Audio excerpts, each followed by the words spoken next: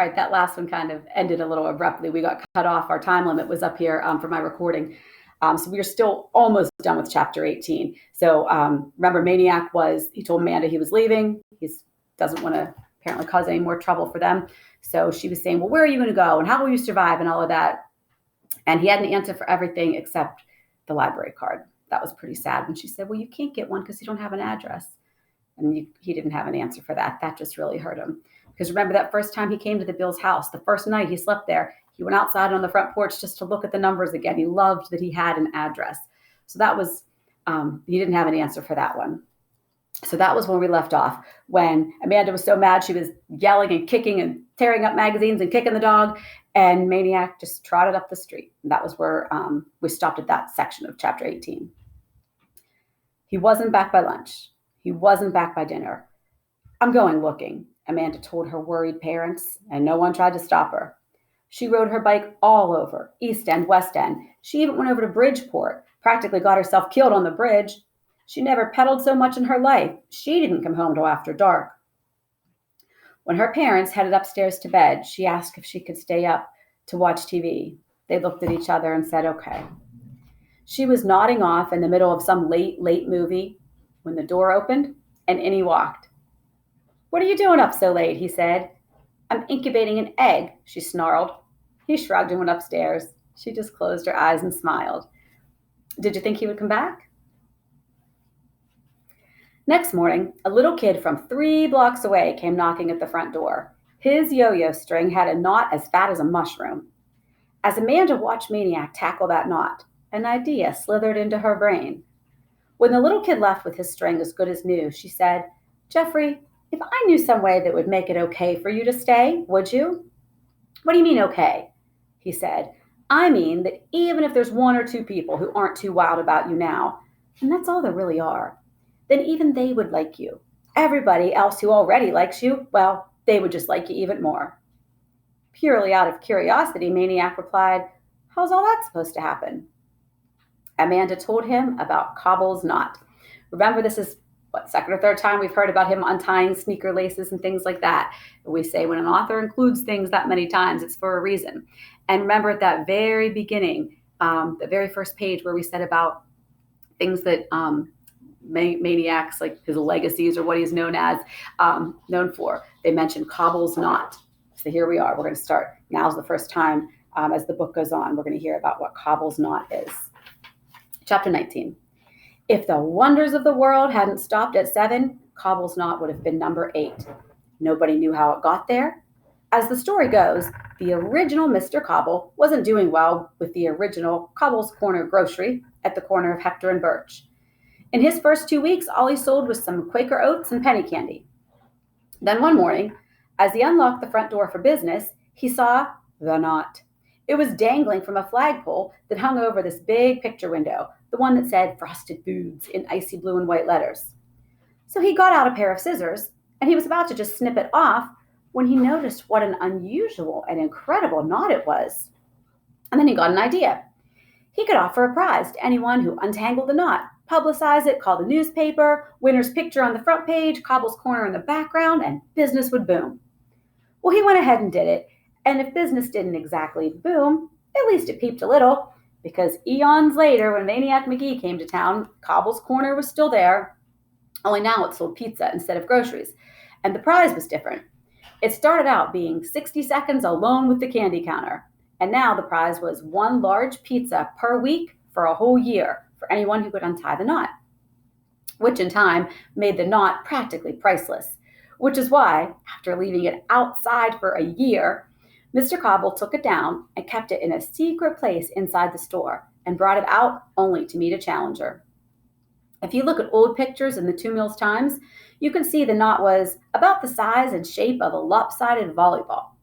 That's a pretty big knot. It was made of string, but it had more contortions, ins, out, twists, turns, dips, and doodles than the brain of Albert Einstein himself. It had defeated all comers for years, including J.J. Thorndike, who grew up to be a magician, and Fingers Holloway, who grew up to be a pickpocket. Hardly a week went by without somebody taking a shot at the knot and losing, and each loser added to the glory that awaited someone who actually could untie it. So you see, Amanda told him, if you go up there and untie Cobble's knot, which I know you can, you'll get your picture in the paper and you'll be the biggest hero around here, and then nobody will mess with you then. Maniac listened and thought about it and finally gave a little grin. Well, maybe you're just after the pizza, since you know I can't eat it. Amanda screeched, Jeffrey, the pizza's not the point. She started to hit him. He laughed and grabbed her wrist, and he said, okay, he'd give it a try. All right, chapter 20. Let's see what happens when he tries to untie Cobble's knot. And if he does, do you think that will do the trick? So we want to, as we're reading chapter 20, obviously we want to see if he's able to untie the knot. And then if he does, is that going to be enough to make everything okay? They brought out the knot and hung it from a flagpole. They brought out the official square wooden table for the challenger to stand on. And from the moment Maniac climbed up, you could tell that knot was in big trouble. Now, to the ordinary person, Cobble's knot was about as friendly as a nest of yellow jackets. Besides the tangle itself, there was the weatherings of that first year when the knot hung outside and became hard as a rock. You could barely make out the individual strands. It was grimy, moldy, crusted over. Here and there a loop stuck out, maybe big enough to stick your pinky finger through. Pitiful testimony to the challengers who had tried and failed. My fingertips hurt just thinking about that. Can you imagine untying a knot like that? And there stood Maniac, turning the knot, checking it out. Some say there was a faint grin on his face, kind of playful, as though the knot wasn't his enemy at all, but just an old pal playing a trick on him. Others say his mouth was more grim than grin, that his eyes lit up like flashbulbs because he knew he was finally facing a knot that would stand up and fight, a worthy opponent. He lifted it in his hands to feel the weight of it. He touched it here and there, gently, daintily. He scratched a piece of crust off with a fingernail. He laid his fingertips on it as though feeling for a pulse. Only a few people were watching at first, and half of them were 4- and 5-year-olds from Hex Angels, which is a roving tricycle gang. Most of them had sneaker laces or yo-yo knots untied by Maniac, and they expected this would just take a couple seconds longer. Well, when the seconds became minutes, they started to get antsy, and before 10 minutes had passed, they were zooming off in search of somebody else to terrorize. The rest of the spectators watched Maniac poke and tug and pick at the knot. Never a big pull or yank, just his fingertips touching and grazing and pecking away like some little bird. What's he doing? Somebody asked. What's taking so long? He gonna do it or not? After an hour, except for a few more finger-sized loops, all Maniac had to show for his trouble were the flakes of knot crust that covered the table. He ain't even found the end of the string yet, somebody grumbled, and almost everybody but Amanda took off. Maniac never noticed. He just went right on working.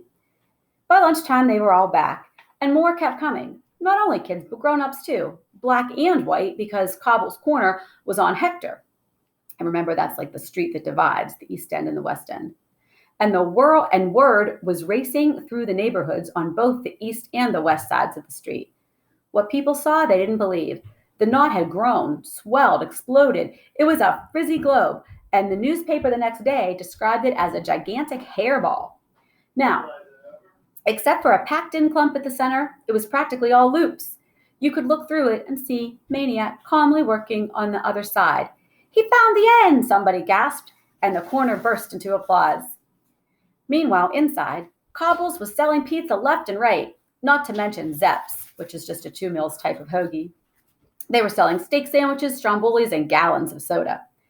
Mr. Cobble himself came out to offer Maniac some pizza, which Maniac, of course, politely turned down.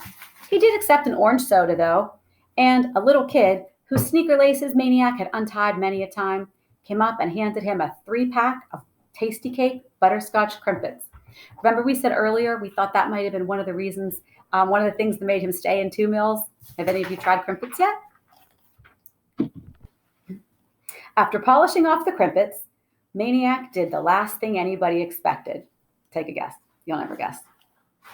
He lay down and took a nap, right there on the table, the knot hanging above him like a small hairy planet, the mob buzzing all around him. Maniac knew what the rest of them didn't. The hardest part was yet to come. He had to find the right roots to untangle the mess, or it would just close up again like a rock and probably stay that way forever. He would need the touch of a surgeon, the alertness of an owl, the cunning of 3 foxes, and the foresight of a grandmaster in chess. To accomplish that, he needed to clear his head, to flush away all distractions, especially the memory of those butterscotch crimpets, which already had hooked him. In exactly 15 minutes, he woke up and started back in. Like some fairy tale tailor, he threaded the end through the maze, dipping and doodling through the openings, and the way he squiggled a football through a defense. As the long August afternoon boiled along, the exploded knot hairball would cave in here, cave in there. It got lumpy, out of shape, and saggy. The Times photographer made starbursts with his camera. The people munched on Cobble's pizza and spilled across Hector from sidewalk to sidewalk and said, ooh and ah. And then, around dinner time, a huge roar went up, a volcano of cheers. Cobble's knot was dead, undone, gone. It was nothing but a ball of string. He did it. Let's see what comes after. See if this was what he needed to be accepted. Yes? No? What do you think? Bugles, cap guns, sirens, firecrackers, war whoops. Cobble's corner was a madhouse with celebration. Traffic had to beep and inch through the mob. Kids cried for autographs. Scraps of paper fluttered down in a shower of homemade confetti. A beaming Mr. Cobble handed up a certificate to Maniac for a year's worth of large pizzas. Maniac accepted it and said his thanks. The undone knot lay in a coiled heap at his feet.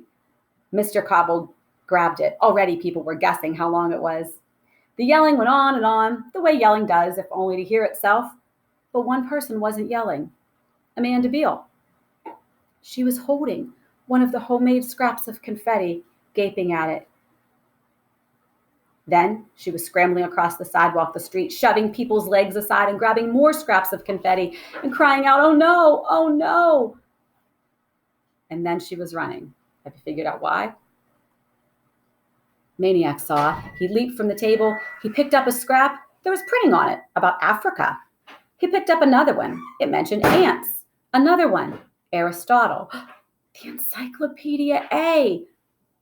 He followed the scrap paper trail up Hector and down Sycamore all the way to the Beals' front steps. The only thing left of Amanda's precious book was the blue and red cover. It looked like an empty loose-leaf binder. Amanda was hunched over, rocking, squeezing it to her chest. It was my fault, she sobbed. I got careless. I left it in the living room. Anybody could look through the window and she clenched her eyes so tightly it was a wonder the tears even got out. More than anything, Maniac wanted to hug Amanda and tell her it was okay. He wanted to go inside, to be with his family, his house, his room, behind the window. But that wasn't the right thing. The right thing, he thought, was to make sure the Beals didn't get hurt because of him anymore. He couldn't keep letting them pay such a price for him. So he turned and headed back up Sycamore. Maybe that man with the can of worms voice was right. Back to your own kind. He never got further west than the far curb of Hector Street because McNabb and the Cobras were there to meet him, grinning and leering and hissing, "Yo, baby, we hear you got a little pizza prize there. Come on back. We missed you over here in the West End. We've been waiting for you." So he turned and started walking north on Hector, right down the middle of the street, right down the invisible chalk line that divided East End from West End. Cars beeped at him and drivers hollered, but he never flinched. The Cobras kept right along with him on their side of the street. So did a bunch of East End kids on theirs. One of them was Mars Bar. Both sides of the street were calling for him to come over. And then they were yelling at each other and then cursing, but nobody stepped off a curb. Everybody kept moving north, an ugly, snarling, black and white escort for the one kid in the middle. And that's how it went. Between the curbs, smack down the center, Maniac Magee walked, not ran, right on out of town. And that's where chapter 21 ends. That's where we're going to end for this week. And that's also where part 1 of the book ends. This book is divided into 3 parts. So now part 1's over. We have part 2 next. So make your predictions about part 2. Let's hope Maniac does okay. Let's wonder where he's going to go. He can't go to the East End, can't go to the West End. He's on his own now. So make your predictions, and I'll see you next week, guys. Bye-bye.